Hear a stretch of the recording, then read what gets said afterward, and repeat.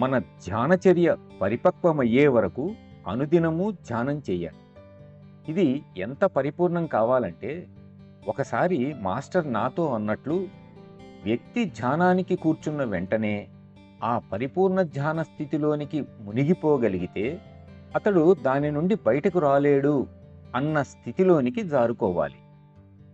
నిజానికి ధ్యానం అంటే ఇదే. ఇది నీవు ఒక ద్వారం గుండా లోనికి పోయినంత సులభం. నీవు ద్వారం దాటావంటే చాలు, ఇంట్లో ఉన్నట్లే. అయితే వెంటనే మనమెందుకు విజయవంతం కాలేము? కారణం, మన మనస్సులను క్రమబద్ధం చేసే సామర్థ్యాన్ని పోగొట్టుకున్నాం కాబట్టి. మీరు 1 గంట సేపు ధ్యానం అని ఎందుకంటున్నారు అని అడిగితే, ప్రారంభంలో మనం ధ్యానం మొదలుపెట్టినప్పుడు 1 గంట కాలంలో 1 నిమిషమైనా ధ్యానం చేయడానికి మీకు వీలు పడకపోవచ్చు అని వారు సమాధానమిచ్చేవారు.